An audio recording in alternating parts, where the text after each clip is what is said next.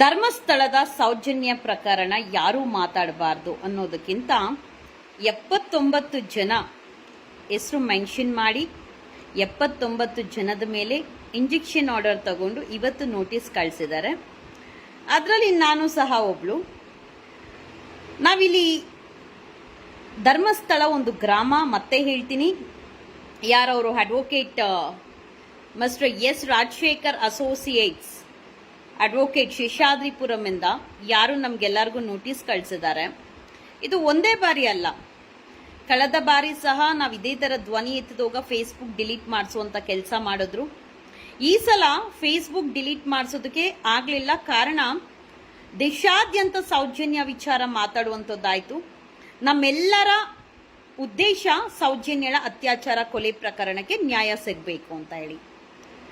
ಧರ್ಮದ ವಿರುದ್ಧ ಮಾತಾಡೋದಕ್ಕೆ ನಾವು ಹಿಂದೂ ಧರ್ಮದ ಹೆಣ್ಣುಮಗಳಾಗಿ ಧರ್ಮದ ವಿರುದ್ಧ ನಾವಲ್ಲ, ಅಥವಾ ನಮ್ಮ ಮಂಜುನಾಥ ಸ್ವಾಮಿಯ ದೇವಸ್ಥಾನದ ವಿರುದ್ಧನೂ ನಾವೆಂದೂ ಮಾತಾಡೋದಿಲ್ಲ, ಮಾತಾಡ್ಲೂ ಇಲ್ಲ. ಧರ್ಮ ವಿರುದ್ಧ ಇಲ್ಲ ಮಾತಾಡ್ದಿರ ಇರೋದಕ್ಕೂ ಆಗಲ್ಲ. ಬಿಕಾಸ್ ಸೌಜನ್ಯ ನಮ್ಮ ಧರ್ಮದ ಹೆಣ್ಣು ಮಗಳು.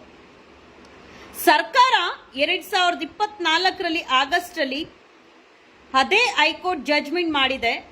ಸರ್ಕಾರ ತನಿಖೆ ಮಾಡಬೇಕು, ಅಕ್ವಿಟಲ್ ಕಮಿಟಿ ಮಾಡಬೇಕು ಅಂತ ಹೇಳಿ ಈಗಾಗಲೇ ಅನೇಕ ಬಾರಿ ಕೇಳಿದ್ರು ಯಾಕೆ ಸರ್ಕಾರ ಮಾಡ್ತಾ ಇಲ್ಲ? ಅದು ನಮ್ಮ ಪ್ರಶ್ನೆ. ನಾವು ಧ್ವನಿ ಎತ್ತಿ ಮಾತಾಡಿದ್ರೆ ನಮ್ಮ ಮೇಲೆ ಕಾನೂನಿನ ಅಸ್ತ್ರ ಪ್ರಯೋಗ ಮಾಡುವಂಥದ್ದು, ಕೋಟಿ ಕೋಟಿ ಖರ್ಚು ಮಾಡಿ ಕೆಲವೊಂದು ಚಾನೆಲ್ನ ಬಂದ್ ಮಾಡಿಸುವಂಥದ್ದು, ನಮ್ಮ ಮೇಲೆ ನೋಟಿಸ್ ಇಶ್ಯೂ ಮಾಡುವಂಥದ್ದು. ಇವತ್ತು 79 ಮೇಲೆ ನೋಟಿಸ್ ಇಶ್ಯೂ ಮಾಡಿ ಏನೇನು ನಾವು ಫೇಸ್ಬುಕ್ ಅಲ್ಲಿ ಹಾಕಿದಿರಿ ವಿಡಿಯೋಸ್ ಅವೆಲ್ಲ ಡಿಲೀಟ್ ಮಾಡ್ಬೇಕಂತೆ. ಅಂಡ್ ಇನ್ನು ಮುಂದಕ್ಕೆ ಯಾವುದೇ ತರ ಹಾಕಬಾರ್ದಂತೆ. ನಾವೆಲ್ಲೂ ಯಾವ ದೊಡ್ಡ ವ್ಯಕ್ತಿಯ ಹೆಸರು ಬಳಸಿಲ್ಲ, ಇಲ್ಲ ಯಾರಿಗೂ ಸಹ ತೇಜೋವಧೆ ಮಾಡುವಂತ ಕೆಲಸನೂ ಮಾಡಿಲ್ಲ. ನಮಗೆ ಬೇಕಾಗಿರುವಂತದ್ದು ನ್ಯಾಯ. ನಮ್ಮ ಹಿಂದೂ ಧರ್ಮದ ಹೆಣ್ಣು ಮಗಳಾದ ಸೌಜನ್ಯಳಿಗೆ ನ್ಯಾಯ ಬೇಕು ಅಂತ ಕೇಳ್ತಾ ಇರೋದು. ಕೆಲವೊಬ್ರು ಏನೆಲ್ಲ ಸೋಷಿಯಲ್ ಮೀಡಿಯಾದಲ್ಲಿ ತಮ್ಮ ನೇರವಾಗಿ ಮಾತಾಡ್ತಾ ಇದ್ದೀರಾ. ಮೋರ್ ಓವರ್, ನಾನು ಈಗಲೂ ಹೇಳ್ತೀನಿ, ಮುಂದಕ್ಕೂ ಹೇಳ್ತೀನಿ, ನಾಳೆಯಿಂದ ನಾನು ನಿರಂತರವಾಗಿ ಮಾತಾಡ್ತೀನಿ. ವಸಂತ್ ಗಿಳಿಯಾರ್, ನಾನು ನಿನ್ನ ವಿರುದ್ಧ ಬೇರೆ ರೀತಿಯಲ್ಲಿ ಪ್ರಯೋಗ ಮಾಡೋದಕ್ಕೆ ಮುಂಚೆ ನಿನ್ನ ಸತ್ಯತೆಗಳು, ನೀನು ಯಾರ್ಯಾರಿಗೆ ದುಡ್ಡು ಕೊಟ್ಟಿದ್ಯಾ, ಯಾವ್ಯಾವ ಚಾನೆಲ್ ಹತ್ರ ಹೋಗಿದ್ಯಾ, ಯಾರ್ಯಾರಿಗೆ ಎಷ್ಟೆಷ್ಟು ಡೀಲ್ ಆಗಿದೆ, ಪ್ರತಿಯೊಂದು ನಾನು ಹೇಳೋದಕ್ಕೆ ಮುಂಚೆ ಸ್ಟೇ ತಗೊಂಡ್ಬಿಡು. ನೀನು ಏನೇ ಸ್ಟೇ ತಗೊಂಡ್ರೇನು ನಿನ್ನ ಹೆಸರು ಹೇಳ್ದಿರಾ ಆದ್ರೂ ನಾನು ಹೇಳ್ತೀನಿ. ಬಿಕಾಸ್ ಸುಳ್ಳು ಸತ್ಯಕ್ಕೆ ಭಯ ಯಾಕೆ? ನೀವು ಮಾಡ್ತಾ ಇರೋದು ತಪ್ಪು ಅನ್ನೋದು ಗೊತ್ತಿರುತ್ತಲ್ವಾ? ಇವತ್ತು ತಪ್ಪು ಮಾಡಿರುವಂತ ವ್ಯಕ್ತಿ ತಲೆ ಎತ್ತೋದಕ್ಕೆ ಹಾಕ್ದಿರಾ ಒಳಗೇನೆ ಕೊರಕೊಂಡು ಕಾನೂನು ಅಸ್ತ್ರಗಳನ್ನ ದುರುಪಯೋಗ ಮಾಡಿಸ್ಕೊಂಡು ಸೌಜನ್ಯಳ ಅತ್ಯಾಚಾರ ಕೊಲೆ. ಇದೇ ವಸಂತ್ ಗಿಳಿಯಾರ್ ಹೇಳ್ತಾರೆ, ನಿನ್ನೆ ಒಂದು ವಿಶ್ವವಾಣಿ ಯೂಟ್ಯೂಬ್ ಅಲ್ಲಿ, ಸಂತೋಷ್ ರಾವ್ನ ಮಹೇಶ್ ತಿಮ್ಮರೊಡ್ಡಿ ಅವ್ರು ಬಿಡಿಸ್ಕೊಂಡ್ಬರುವಂತ ಅಗತ್ಯ ಏನಿತ್ತು ಅಂತ ಹೇಳಿ. ಇದೇ ವಸಂತ್ ಗಿಳಿಯಾರ್, ನಾನು ಯಾವತ್ತೂ ಯಾರ ಮೇಲೇನೂ ಆರೋಪ ಹಾಕಿಲ್ಲ. ಇದೇ ವಸಂತ್ ಗಿಳಿಯಾರ್ ಪ್ರತಿಯೊಬ್ಬರ ಪರ ನೀನ್ ಬ್ಯಾಟಿಂಗ್ ಮಾಡುವಂತ ಅವಶ್ಯಕತೆ ಏನಿದೆ? ಅವರೆಲ್ಲರೂ ಬರ್ಲಿ ಬಿಡು. ನಿನ್ನ ಡಿಸ್ಕಷನ್ ತರನೇ ಸಂತೋಷ್ ರಾವ್ಗೂ ಬ್ರೈನ್ ಮ್ಯಾಪಿಂಗ್ ಆಗ್ಲಿ, ತನಿಖಾ ಅಧಿಕಾರಿಗಳಿಗೂ ಬ್ರೈನ್ ಮ್ಯಾಪಿಂಗ್ ಆಗಲಿ, ಮೋರ್ ಓವರ್ ನಿನಗೆ ಬ್ರೈನ್ ಮ್ಯಾಪಿಂಗ್ ಆಗಲಿ, ಆಗ್ಲೇಬೇಕು. ಇದೇ ನಮ್ಮ ಒತ್ತಾಯ. ನಿರಂತರ ಹೋರಾಟ ಇರುತ್ತೆ. ಏನೋ ಇವತ್ತು ಸ್ಟೇ ಆರ್ಡರ್, ಇಂಜೆಕ್ಷನ್ ಆರ್ಡರ್ ಕಳಿಸಿದ ತಕ್ಷಣ ನಾವು ಧರ್ಮದ ವಿರೋಧಿನೂ ಅಲ್ಲ, ಧರ್ಮಸ್ಥಳದ ನಮ್ಮ ಮಂಜುನಾಥ ಸ್ವಾಮಿ, ನಮ್ಮ ಹಿಂದೂಗಳ ದೇವರು ಮಂಜುನಾಥ ಸ್ವಾಮಿಯ ವಿರುದ್ಧನೂ ಅಲ್ಲ. ಅಂಡ್ ಏನೋ ಧರ್ಮವನ್ನು ಹೊಡೆಯೋದಕ್ಕೆ, ದೇವಸ್ಥಾನವನ್ನು ಟಾರ್ಗೆಟ್ಗೆ, ಅಂಡ್ ದೇವಸ್ಥಾನಕ್ಕೆ ಯಾರೆಲ್ಲ ಫಾರಿನ್ ಇಂದ ಫಂಡ್ಸ್ ಹಾಕ್ತಾ ಇದಾರೆ ಇವ್ರಿಗೆಲ್ಲ ದೇವಸ್ಥಾನದ ವಿರುದ್ಧ ಮಾತಾಡಕ್ಕೆ ಅಂತ ವಸಂತ್ ಗಿಳಿಯರ್ ಏನೆಲ್ಲ ನೀನ್ ಹೇಳಿದ್ಯಾ, ನಾನು ಅದಕ್ಕೆ ನಾಳೆ ಡೆಫಿನೆಟ್ಲಿ ಉತ್ತರ ಕೊಡ್ತೀನಿ. ಜಸ್ಟ್ ಈಗ ಒಂದು ಲೈವ್ ಬಂದದ್ದು, ಈ ಒಂದು ಸ್ಟೇ ಆರ್ಡರ್ ಕಳಿಸಿದ್ದಾರೆ, ಇಂಜೆಕ್ಷನ್ ಆರ್ಡರ್ 70-90 ಜನದ ಮೇಲೆ. ಯಾವೆಲ್ಲ ಯೂಟ್ಯೂಬ್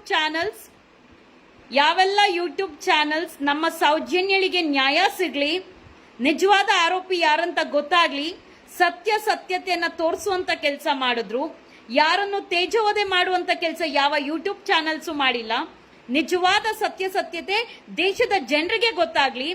ಮುಂದಿನ ಪೀಳಿಗೆ ಹೆಣ್ಣು ಮಕ್ಕಳಾಗಿ ಹುಟ್ಟಬೇಕಂದ್ರೆ ಯೋಚನೆ ಮಾಡಬೇಕು. ಬಿಕಾಸ್ ಇದು ಹೆಣ್ಣು ಮಕ್ಕಳು ಸುರಕ್ಷಿತವಾದಂತ ರಾಜ್ಯ ಅಲ್ಲ. Men dominated society. ನಾವ್ ಯಾರಾದ್ರೂ ಹೆಣ್ಣು ಮಕ್ಕಳು ಮಾತಾಡಕ್ಕೆ ಬಂದ್ರೆ ಸಮಾಜದಲ್ಲಿ ನಮ್ಮನ್ನ ತೇಜೋವಧೆ ಮಾಡುವಂಥದ್ದು, ಮಾನಸಿಕವಾಗಿ ಕುಗ್ಗಿಸುವಂಥದ್ದು, ಅಪಪ್ರಚಾರ ಮಾಡುವಂಥದ್ದು, ವೈಯಕ್ತಿಕ ಟಾರ್ಗೆಟ್ ಮಾಡುವಂಥದ್ದು, ಈ ತರ ನಮಗೂ ಮಾಡಕ್ ಬರುತ್ತೆ. ನಾವಿಲ್ಲಿ ಸಮಾಜಕ್ಕೆ ಏನು ತೊಂದರೆ ಆಗುವಂತ ಕೆಲಸ ಮಾಡೋದಿಲ್ಲ. ನಮಗ್ ಬೇಕಾಗಿರೋದು, ನಾನು ಒಂದು ಹೆಣ್ಣು ಮಗಳಾಗಿ ಸೌಜನ್ಯಳಿಗೆ ನ್ಯಾಯ ಬೇಕು, ಸಿಕ್ಕೇ ಸಿಗುತ್ತೆ. ಯಾರು ಎಷ್ಟೇ ಮುಚ್ಚಿಡುವಂತ ಪ್ರಯತ್ನ ಪಟ್ರೇನು ನಿಮ್ಮ ಆತ್ಮ ಸಾಕ್ಷಿದಲ್ಲಿ ನಿಮಗೂ ಗೊತ್ತಿರುತ್ತೆ ಯಾರೆಲ್ಲ ಸ್ಟೇ ಆರ್ಡರ್ ತರ್ತೀರಾ, ಇಂಜೆಕ್ಷನ್ ಆರ್ಡರ್ ತರ್ತೀರಾ, ಅಪಪ್ರಚಾರ ಮಾಡ್ತೀರಾ, ಚಾನೆಲ್ಸ್ಗೆ ಕೆಲವೊಂದು ಚಾನೆಲ್ಸ್ಗೆ ದುಡ್ಡು ಕೊಟ್ಟು ವಿರೋಧವಾಗಿ ನ್ಯೂಸ್ ಕೊಡ್ತೀರಾ. ನಿಮ್ಮ ಕರ್ಮ ನೀವು ಅನುಭವಿಸ್ತೀರಾ. ಎಷ್ಟೇ ಚಾನೆಲ್ ಬಂದ್ ಮಾಡಿಸ್ಬೋದು, ಎಷ್ಟು ಜನದ ಮೇಲೆ ಆದ್ರೂ ಸ್ಟೇ ಆರ್ಡರ್ ತಗೊಂಡ್ಬರ್ಬೋದು, ಬಟ್ ಮೇಲಿರುವ ಭಗವಂತನ ಮೇಲೆ ಸ್ಟೇ ಆರ್ಡರ್ ತರೋದಕ್ಕೆ ಸಾಧ್ಯ ಇಲ್ಲ ಅಲ್ವಾ? ಮೇಲಿರುವ ಮಂಜುನಾಥ ಸ್ವಾಮಿಯ ಮೇಲೆ ಸ್ಟೇ ಆರ್ಡರ್ ತರೋದಕ್ಕೆ ಸಾಧ್ಯ ಇಲ್ಲ ಅಲ್ವಾ? ಕಾನೂನ್ ಮೇಲೆ ಸ್ಟೇ ಆರ್ಡರ್ ತರೋದಕ್ಕೆ ಸಾಧ್ಯ.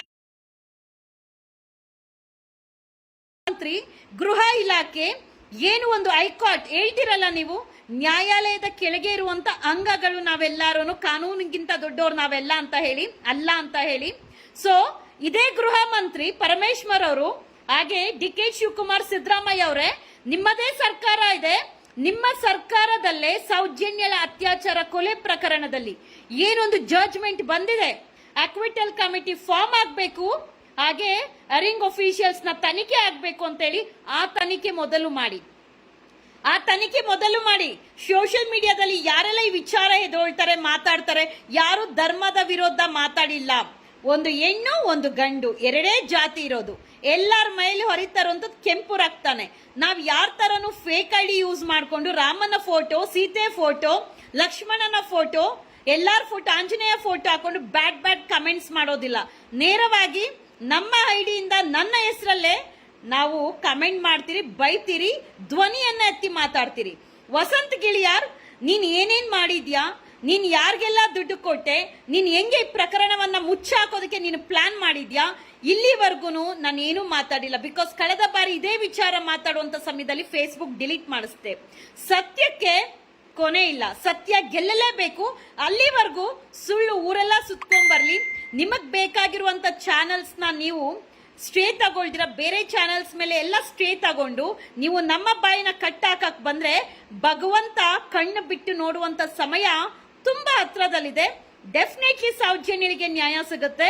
ಸೌಜನ್ಯಗೆ ನ್ಯಾಯ ಸಿಕ್ಕಿದ್ರೆ ಇಡೀ ದೇಶದಲ್ಲಿರುವಂತ ಪ್ರತಿಯೊಂದು ಹೆಣ್ಣು ಮಗುನು ಸೌಜನ್ಯನ ನೆನ್ಸ್ಕೊಬೇಕು. ಹಾಗೆ ಯಾವನಾದ್ರೂ ಒಬ್ಬ ಒಂದು ಹೆಣ್ಣು ಮಗಳ ಮೇಲೆ ರೇಪ್ ಮತ್ತೊಂದು ಅಂತ ಕಣ್ಣು ಹಾಕಿದ್ರೆ ಸೌಜನ್ಯಳ ಹೆಸರು ನೆನಪು ಬರಬೇಕು. ಇವತ್ತು ಒಂದು ಸೌಜನ್ಯ ಪ್ರಕರಣ ಮುಚ್ಚಾಕೋದಕ್ಕೆ ನೂರಾರು ಜನದ ಮೇಲೆ ನೀವು ಸ್ಟೇ ಆರ್ಡರ್, ಇಂಜೆಕ್ಷನ್ ಆರ್ಡರ್ ತಗೊಂಡು ಕೋಟ್ಯಾಂತರ ರೂಪಾಯಿ ಖರ್ಚು ಮಾಡ್ತಾ ಇದ್ದೀರಾ ಅಂದ್ರೆ, ಕೋಟಿ ಖರ್ಚು ಮಾಡ್ತಾ ಇದ್ದೀರಾ ಸೌಜನ್ಯ ವಿಚಾರಕ್ಕೆ ಅಂದ್ರೆ, ಥಿಂಕ್ ಮಾಡಿ ನಿಮ್ಮ ಮನಸ್ಸಲ್ಲಿ ಇನ್ನೆಷ್ಟು ಭಯ ಇರಬೇಕು ಅಂತ ಹೇಳಿ, ನೀವು ಇನ್ನೆಷ್ಟು ಭಯ ಭೀತಿಯಿಂದ ಜೀವನ ಮಾಡ್ತಾ ಇರಬೇಕು ಅಂತ ಹೇಳಿ, ಸೌಜನ್ಯ ಎಷ್ಟು ನಿಮ್ಗೆ ಭಯ ಉಂಟಾಕಿದ್ದಾಳೆ ಅಂತ ಹೇಳಿ, ಸೌಜನ್ಯ ಪ್ರಕರಣ ನಿಮ್ಮ ಬುಡಕ್ಕೆ ಹೆಂಗೆ ಬೆಂಕಿ ಬಿದ್ದಿದೆ ಅನ್ನೋಂಥದ್ದು ಇದ್ರಲ್ಲೇ ಅರ್ಥ ಆಗುತ್ತೆ. ನೀವ್ ಏನೇ ಸ್ಟೇ ಆರ್ಡರ್ ತಗೊಂಬನ್ನಿ, ನಾವು ಯಾವ ವ್ಯಕ್ತಿಯ ವಿರೋಧ ಅಲ್ಲ, ಯಾವ ದೇವರುಗಳ ವಿರೋಧ ಅಲ್ಲ, ನಾವು ಯಾವ ಧರ್ಮದ ವಿರೋಧನೂ ಅಲ್ಲ. ನಾವು ನಮ್ಮ ಧರ್ಮದ ಹೆಣ್ಣು ಮಗಳಾದಂತ, ಹಿಂದೂ ಧರ್ಮದ ಹೆಣ್ಣು ಮಗಳಾದ ಸೌಜನ್ಯಳಿಗೆ ನ್ಯಾಯ ಸಿಗಬೇಕು. ಯಾಕೆ ಇಷ್ಟು ಧ್ವನಿ ಎತ್ತೀನಿ ಅಂದ್ರೆ, ಒಂದು ಹೆಣ್ಣು ಮಗಳ ಮೇಲೆ ಚೆನ್ನಾಗಿದ್ದಾಳೆ ಅಂತ ಅಂದ್ರೆ ಇನ್ನೇನ್ ಬದುಕಬೇಕು, ಪ್ರಪಂಚ ನೋಡ್ಬೇಕು ಅನ್ನೋ ಸಮಯದಲ್ಲೇ ಆ ಹುಡುಗಿ ಸ್ಕೂಲ್ ಯೂನಿಫಾರ್ಮ್ ಹಾಕೊಂಡು ಹೋಗಿ ಬಂದಿದ್ಲು. ಬೇರೆ ಯಾವ್ದು ಅರ್ಧಂಬರ್ಧ ಬಟ್ಟೆ ಹಾಕೊಂಡು ಹೋಗಿಲ್ಲ, ಸ್ಕೂಲ್ ಯೂನಿಫಾರ್ಮ್ ಹಾಕೊಂಡು ಕಾಲೇಜಿಂದ ಮನೆಗೆ ಬರ್ತಾ ಇರುವಂತ ಆ ಹೆಣ್ಣು ಮಗುನೇ ಬಿಟ್ಟಿಲ್ಲ ಅಂದ್ರೆ ಇನ್ನ ಅರ್ಧಂಬರ್ಧ ಬಟ್ಟೆ ಹಾಕುವಂತ ಹೆಣ್ಣು ಮಕ್ಕಳನ್ನ ಬಿಡ್ತೀರಾ? ನೋಡುವಂತ ದೃಷ್ಟಿ ಕರೆಕ್ಟ್ ಆಗಿದ್ರೆ ಎಲ್ಲವನ್ನು ಕರೆಕ್ಟ್ ಆಗೇ ಇರುತ್ತೆ. ಇದಕ್ಕೆ ಉತ್ತರ ನಾವು ಹೆಣ್ಣು ಮಕ್ಕಳಾಗಿ ಕೊಡ್ತೀರಿ. ಈ ಸರ್ಕಾರಕ್ಕೆ ಚಾಟಿ ಬೀಸುವಂತ ಕೆಲಸ ಮಾಡ್ತೀರಿ. ಸರ್ಕಾರ ಕಮಿಟಿ ಫಾರ್ಮ್ ಮಾಡ್ಲೇಬೇಕು, ತನಿಖೆ ಆಗ್ಲೇಬೇಕು. ಅರಿಂಗ್ ಅಫಿಷಿಯಲ್ಸ್, ಆ ಅಫಿಷಿಯಲ್ಸ್ ತನಿಖೆ ಆಗ್ಲಿ. ವಸಂತ್ ಗಿಳಿಯಾರ್ ಹಾಗೆ ಪ್ರತಿಯೊಬ್ಬರ, ಸಂತೋಷ್ ರಾವ್ ಆಗ್ಲಿ, ಪ್ರತಿಯೊಬ್ರು ಇದೇ ವಸಂತ್ ಗಿಳಿಯಾರ್ ಹೇಳ್ದಂಗೆ ಯಾರೆಲ್ಲ ಧರ್ಮಸ್ಥಳದವ್ರಿಗೂ ಬ್ರೈನ್ ಮ್ಯಾಪಿಂಗ್ ಆಗ್ಲಿ ಅಂತ ಏನ್ ಹೇಳಿದೀರಾ, ಎಲ್ಲರಿಗೂ ಬ್ರೈನ್ ಮ್ಯಾಪಿಂಗ್ ಆಗ್ಲಿ. ಡೆಫಿನೆಟ್ಲಿ ಸತ್ಯ ಹೊರಗಡೆ ಬಂದೇ ಬರುತ್ತೆ. ಸೌಜನ್ಯಳ ಪ್ರಕರಣಕ್ಕೆ ಎಂಡಿಂಗ್ ಸಿಕ್ಕೇ ಸಿಗುತ್ತೆ, ನ್ಯಾಯ ಕೂಡ ಸಿಗುತ್ತೆ. ಯಾವ ಪೊಲೀಸ್ ಅಧಿಕಾರಿಗಳು ಒಬ್ಬ ವ್ಯಕ್ತಿಯ ಮೇಲೆ ಸುಳ್ಳನ್ನ ಕ್ರಿಯೇಟ್ ಮಾಡಿ ಸತ್ಯವನ್ನು ಮುಚ್ಚಾಕಿ ಸುಳ್ಳು FIR ಆಗ್ತಾರೆ, ಸುಳ್ಳು ಪ್ರಕರಣವನ್ನ ದಾಖಲೆ ಮಾಡ್ತಾರೆ. ಅವ್ರಿಗೆಲ್ಲರಿಗೂ ಸೌಜನ್ಯ ಒಂದು ವಿಚಾರ ಎಚ್ಚರಿಕೆ ಆಗ್ಬೇಕು, ಪ್ರತಿಯೊಬ್ಬರಿಗೂ ಎಚ್ಚರಿಕೆ ಆಗ್ಬೇಕು. ಬಿಕಾಸ್ ಎಷ್ಟೋ ಜನ ಹೆಣ್ಮಕ್ಳು ಇವತ್ತು ಅವರ ನೋವನ್ನ ಹೇಳ್ಕೊಳಕ್ ಆಗ್ದಿರ 4 ಗೋಡೆ ಮಧ್ಯೆ ಇದ್ದಾರೆ. ಬಿಕಾಸ್ ನಿಮ್ಮಂತ ಹುಳಗಳು, ಕ್ರಿಮಿ ಕೀಟಗಳು ಇನ್ನು ಸಾವಿರಾರು ಜನ ಇದ್ದಾರೆ. ಸೌಜನ್ಯ ವಿಚಾರದಲ್ಲಿ ಯಾರೆಲ್ಲ ಮೇನ್ ಪಿಕ್ಚರ್ ಅಲ್ಲಿ ಇದ್ದೀರಾ ಅವ್ರನ್ನೆಲ್ಲಾರನು ಹೊರಗಡೆ ತರುವಂತ ಕೆಲಸ ಮಾಡೇ ಮಾಡ್ತೀನಿ. ಸತ್ಯಕ್ಕೆ ಜಯ ಸಿಗ್ಲೇಬೇಕು. ಮತ್ತೊಮ್ಮೆ ಹೇಳ್ತೀನಿ, ನಾವು ಧರ್ಮದ ವಿರುದ್ಧನೂ ಅಲ್ಲ, ದೇವಸ್ಥಾನದ ವಿರುದ್ಧನೂ ಅಲ್ಲ, ಇಲ್ಲ ಧರ್ಮದಲ್ಲಿರುವ ದೇವಸ್ಥಾನದಲ್ಲಿರುವವ್ರ ವಿರುದ್ಧನೂ ಅಲ್ಲ. ಕೊಲೆ ಪ್ರಕರಣಕ್ಕೆ ನಿಜವಾದ ಆರೋಪಿ ಯಾರು, ಹಾಗೆ ತನಿಖಾ ಅಧಿಕಾರಿಗಳನ್ನ ಬ್ರೈನ್ ಮ್ಯಾಪಿಂಗ್ ಆಗ್ಲಿ, ಅವ್ರಿಗೆ ತನಿಖೆಗೆ ವಶಪಡಿಸಿ ಆವಾಗ ಸತ್ಯತೆ ಹೊರಗಡೆ ಬರುವಂತ ಕೆಲಸ ಡೆಫಿನೆಟ್ಲಿ ಆಗತ್ತೆ. ಈ ವಿಚಾರವಾಗಿ ನಾನು ನಾಳೆ ಮಾತಾಡ್ತೀನಿ. ಕೆಲವೊಂದು ಪಾಯಿಂಟ್ಸ್ ಎಲ್ಲಾನು ಹೇಳ್ತೀನಿ. ಹಾಗೆ ನಾವು ವೆರಿ ಸೂನ್ ಸರ್ಕಾರಕ್ಕೆ ಮನವಿ ಸಹ ಮಾಡ್ತೀರಿ. ಕಮಿಟಿ ಫಾರ್ಮ್ ಆಗ್ಬೇಕು, ತನಿಖೆ ಆಗ್ಲೇಬೇಕು. ಸ್ಟೇ ಆರ್ಡರ್ ಅಲ್ಲ, ಏನಾದ್ರೂ ಕಳಿಸಿ, ನಾವು ಕಾನೂನಿನ ಚೌಕಟ್ಟು ಮೀರಿ ಹೋಗೋದಿಲ್ಲ. ಇದೇ ತರ ಸ್ಟೇ ತಗೊಂಡ್ಬಂದಿದ ತಕ್ಷಣ ನೀವು ಮಾತಾಡ್ಬೇಡಿ, ಎಲ್ಲಾ ವಿಡಿಯೋಸ್ ಡಿಲೀಟ್ ಮಾಡಿ, ಯಾವುದೇ ಫೋಟೋಸ್ ಹಾಕ್ಬೇಡಿ ಅಂತ ಹೇಳುವವರು ಹೈಕೋರ್ಟ್ ಜಡ್ಜ್ಮೆಂಟ್ ಆಗಿ 1 ವರ್ಷದ ಮೇಲೆ ಆಗ್ತಾ ಇದೆ. ಯಾಕದನ್ನ ತನಿಖೆ ಮಾಡಿ ಅಂತ ಹೇಳಿಲ್ಲ? ಹಾಗಾದ್ರೆ ನ್ಯಾಯಾಲಯ ಕೊಟ್ಟಿರುವಂತ ತೀರ್ಪು ಯಾರಿಗೂ ಜ್ಞಾನ ಇಲ್ವಾ, ಇಲ್ಲ ಪ್ರಜ್ಞೆ ಇಲ್ವಾ, ಇಲ್ಲ ಮಾಡ್ಬೇಕು ಅನ್ನೋಂಥದ್ದು ಏನೂ ಇಲ್ವಾ? ಯಾಕೆ ಹೇಳಿ? Money and influence matter. So ಅದರ ಬಗ್ಗೆ ನಾಳೆ ಪ್ರಶ್ನೆ ಮಾಡ್ತೀನಿ, ಮಾತಾಡ್ತೀನಿ. ಇವತ್ತು ಮಧ್ಯಾಹ್ನ ಅವರ ಲಾಯರ್ ಯಾರೋ ರಾಜಶೇಖರ್ ಅಸೋಸಿಯೇಟ್ಸ್ ಅಂತೆ, ಸೊ ಶೇಷಾದ್ರಿಪುರಂ ಅಲ್ಲಿ ಇರೋದು, 79 ಜನಕ್ಕೆ ಸ್ಟೇ ಆರ್ಡರ್, ಇಂಜೆಕ್ಷನ್ ಆರ್ಡರ್ ಕಳಿಸಿದ್ದಾರೆ. Temporary injection order. ನೀವ್ ಏನೆಲ್ಲ ವಿಡಿಯೋಸ್ ಹಾಕಿದ್ದೀರಾ, ಫೋಟೋಸ್ ಹಾಕಿದ್ದೀರಾ, ಡಿಲೀಟ್ ಮಾಡಿ ಅಂತ ಹೇಳಿದ್ದಾರೆ. ನಾನು ಯಾವುದೇ ತರ ಡಿಲೀಟ್ ಮಾಡೋದಿಲ್ಲ. ಯಾಕಂದ್ರೆ ನಾವು ದೇವಸ್ಥಾನದ ವಿರುದ್ಧನೂ ಅಲ್ಲ, ದೇವರ ವಿರುದ್ಧನೂ ಅಲ್ಲ, ಇಲ್ಲ ದೇವಸ್ಥಾನದ ಆಡಳಿತ ಮಂಡಳಿಗಳ ಅವ್ರು ಯಾರಿದ್ದಾರೆ ಅವ್ರ ವಿರೋಧಿನೂ ಅಲ್ಲ. ನಾವು ವಿರೋಧಿಸ್ತಾ ಇರೋದು ಅಪರಾಧಿಗಳಿಗೆ, ಆರೋಪಿಗಳ ವಿರುದ್ಧ ನಾವು ಸೌಜನ್ಯಗಳಿಗೆ ನ್ಯಾಯ ಕೊಡಿಸ್ಬೇಕು ಅಂತ ಹೇಳಿ ಈಗಾಗಲೇ ಅನೇಕ ಏನ್ ವಿಡಿಯೋಸ್ ಹಾಕಿದ್ರೆ ಅದು ಆಟೋಮೆಟಿಕ್ ಡಿಲೀಟ್ ಹಾಕೊಂಡು ಹೋಗ್ತಾ ಇದೆ.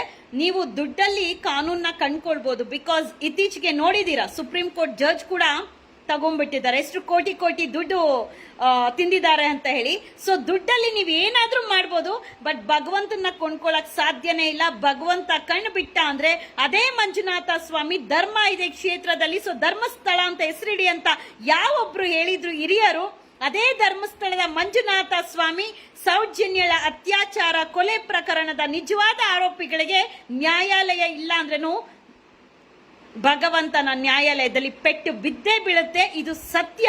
ಒಂದು ದಿವಸ ಅವತ್ತು ನನ್ನ ವಿರುದ್ಧನೇ ಕೆಲವೊಬ್ರು ಧ್ವನಿ ಸಹ ಎದೊಳ್ತೀರಾ. ಏನು ಮಾಡಕ್ಕಾಗಲ್ಲ, ಸತ್ಯ ಗೆಲ್ಲಬೇಕು. ಅಲ್ಲಿವರೆಗೂ ಸುಳ್ಳು ಎಷ್ಟು ಹಾರಾಡ್ತಾ ಇರಲಿ. ಸತ್ಯವನ್ನು ಗೆಲ್ಲಿಸುವಂತ ಕೆಲಸ ನಾವು ನೀವೆಲ್ಲರೂ ಸೌಜನ್ಯ ಹೋರಾಟಗಾರರು ಮಾಡೋಣ. Justice for Soujanya. ಇಲ್ಲ, ಅವರು ನೋಟಿಸ್ ಕಳ್ಸಿದ್ದಾರೆ.